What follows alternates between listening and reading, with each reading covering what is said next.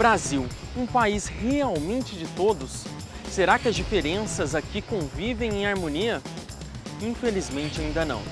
No Mundo Maior Repórter de hoje, nós vamos dar voz àqueles que a sociedade não quer escutar. Vamos tentar entender por que a discriminação racial, de gênero e de tantas outras ainda está longe de acabar. E o que o Espiritismo acha disso?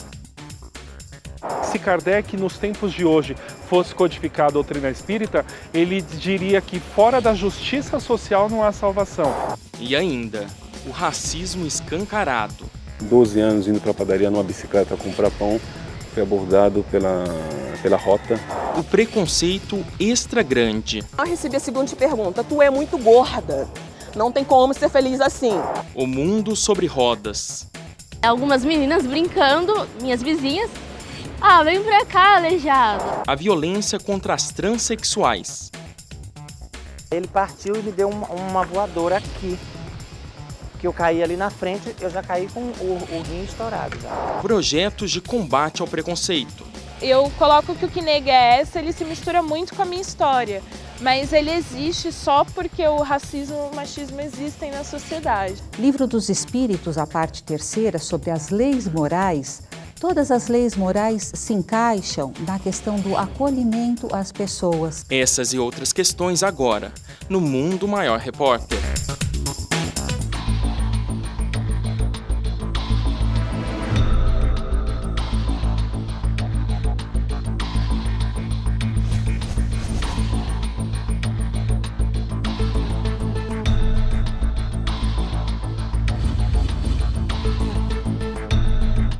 Segundo o censo de 2010, realizado pelo IBGE, somos 190 milhões de brasileiros, sendo 97 milhões de mulheres e 93 milhões de homens. Do total, 91 milhões se declaram brancos, 8 milhões pardos, 15 milhões pretos, 2 milhões de amarelos e 817 mil indígenas. Apesar de toda essa salada que é a sociedade brasileira, ainda há muitos que se incomodam com essa miscigenação. Essas pessoas acreditam nessa raça pura porque é algo que é construído pela própria ciência. E é recente, né, que a ciência mudou a chave para mostrar que não existe diferença biológica suficiente para a gente ter uma diferença de raça. A Aline hoje fala com propriedade sobre o racismo que ainda impera no Brasil. Mas nem sempre foi assim. Eu sempre gostei do meu cabelo cacheado, mas quando eu cheguei na adolescência, aí vieram, vamos passar fazer um alisamento para deixar mais fácil de pentear, que o cabelo vai ficar melhor assim. E aí eu comecei a alisar por uma imposição, não tanto porque eu não gostava do meu cabelo, mas porque começaram a falar que mais bonito era o cabelo liso. Felizmente somos todos diferentes. Felizmente não há duas folhas da mesma árvore iguais, duas pétalas da mesma flor iguais. Por que haveriam dois seres humanos iguais? Respeito à diferença é respeito à lei de Deus. Você já percebeu algum tipo de tratamento diferente por ser negra? Teve uma vez que eu estava num ônibus de viagem, indo de uma cidade a outra, e a polícia, não sei porque a polícia parou o ônibus. E aí chegou em mim, eu era uma das últimas que passaria por esse procedimento. Eu fui a primeira que o policial pediu o RG, a passagem, mas aí ele pediu para revistar minha bolsa. E aí fez com que a gente descesse do ônibus e revistou as nossas mochilas por 40 minutos e não se conformava que não achavam drogas. Então ali ficou muito claro que de todo o ônibus, quais eram as pessoas que teriam chances de ter drogas na mochila, eram as pessoas negras. O preconceito está posto na sociedade, então o que não pode é esse ciclo continuar existindo. Então alguém tem que interromper esse ciclo. Por sermos misturados, cria-se uma ideia, um mito de que ninguém é racista no Brasil. E se nós não somos racistas, nós não podemos falar sobre o racismo.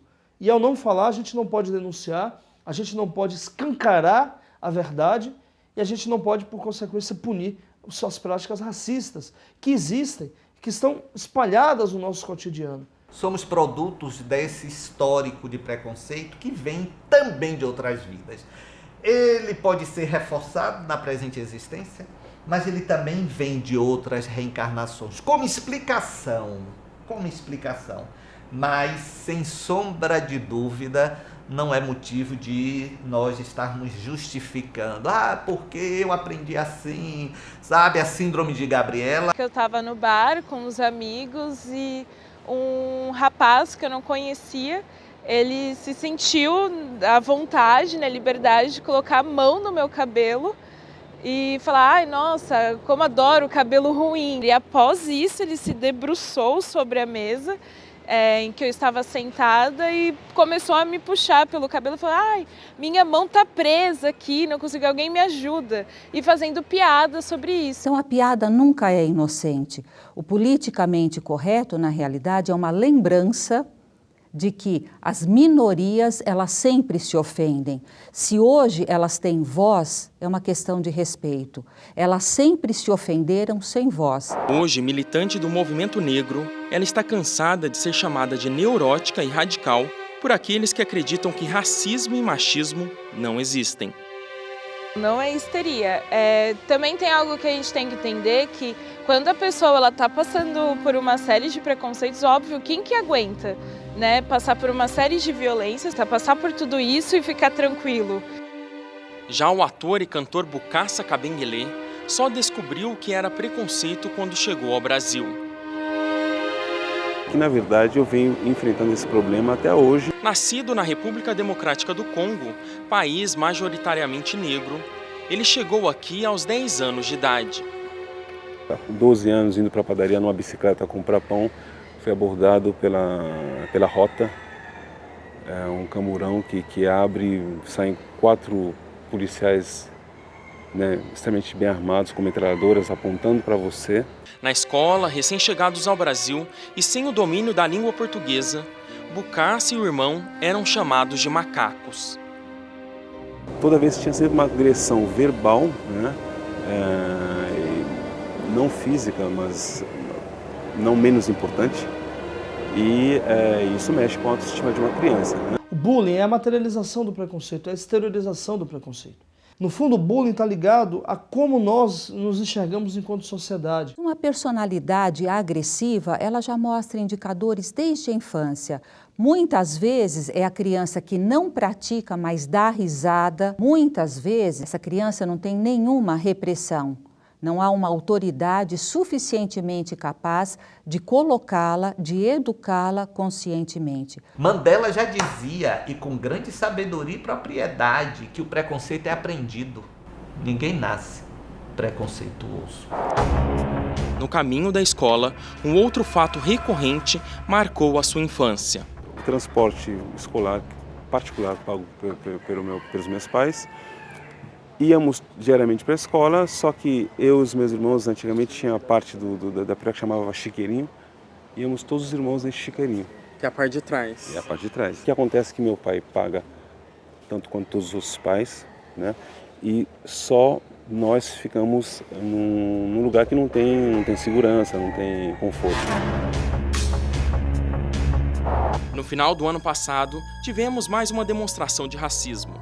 O goleiro Aranha, que jogava pelo Santos, foi ofendido pela torcida do Grêmio, que o xingava de preto, macaco e emitiam sons imitando um primata. Entre a existência de normas e a transformação de uma sociedade em uma sociedade respeitadora das diferenças, há um distanciamento muito grande.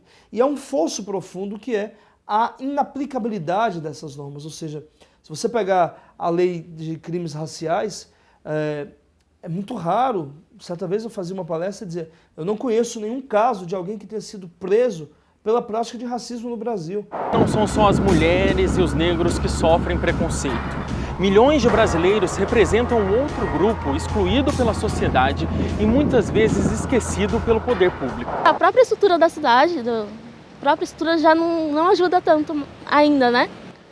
Existe a informação, não é no mesmo nível que a adaptação dos lugares. Brenda Mello sabe bem o que é exclusão social. Até os 11 anos de idade, ela não pôde frequentar nenhuma escola pública por falta de infraestrutura. E esse não foi o único direito negado a ela. Tem uma época, né, que a gente vai tirar os documentos e tal. Eu não pude ir. eu não pude entrar com a cadeira porque não tinha estrutura. Nem nessa parte mais pessoal, né, da vida. Se tornar cidadão diante, né, da sociedade, eu não pude fazer sozinha.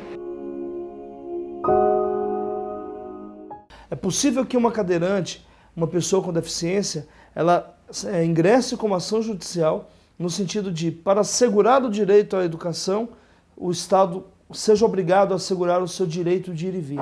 Brenda nasceu com mielomeningocele, uma má formação congênita da coluna vertebral que acarretou em hidrocefalia, um acúmulo de líquido no cérebro e a paralisia das suas pernas. Teve que passar por várias cirurgias, a primeira com apenas 3 dias de vida. Como que foi ter uma infância diferente das outras pessoas? Algumas meninas brincando, minhas vizinhas, vem pra cá, aleijada, sabe? Assim, tipo, zombando mesmo da condição de não poder ir sozinha. Para mostrar os desafios enfrentados pelos cadeirantes, nossa equipe andou com Brenda nas proximidades da sua casa em Guarulhos. As vias públicas realmente não foram feitas para eles. Aqui é com muita força no braço, para poder ajeitar a cadeira retinha e passar aqui. O que o Estado faz é dizer a essa pessoa, você não me interessa, você não tem valor, o teu valor não é suficiente para que o Estado te proteja. Então, a primeira consequência é você negar a cidadania das pessoas. E essa é uma consequência terrível. É você não se sentir cidadão, você não se sentir parte da comunidade, parte da sociedade, ainda que você tenha que custear com seus impostos a estrutura do Estado, ainda que você seja obrigado a cumprir as leis, o Estado não te enxerga como cidadão. Neste semáforo, seria impossível atravessar a rua sem a ajuda de alguém. A gente teria que empinar a cadeira. Assim. Tomar um certo cuidado com o degrau aqui. Aham. Bom, vamos aproveitar que o semáforo tá ligado. E para chegar aqui também, ó, não tem o acesso. E aí você teria que andar um pouco na rua, ó, a gente vai ter que atrapalhar o trânsito. Aí teria que andar. E aí você acaba enfrentando esse tipo de manifestação, né? Exatamente. O cara acabou de passar aqui gritando. E é um perigo, porque aqui passa ônibus. Os carros não param. É bem apertado. No nosso caminho, encontramos outro cadeirante, que tinha sofrido um acidente recentemente. Fui subir a guia, a cadeira travou, né? Eu caí para frente, caí em cima dos pés e fraturou.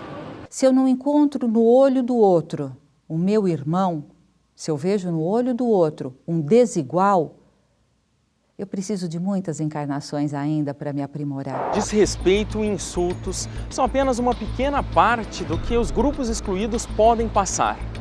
Veja no próximo bloco o preconceito nas redes sociais e nas ruas. A gente já volta.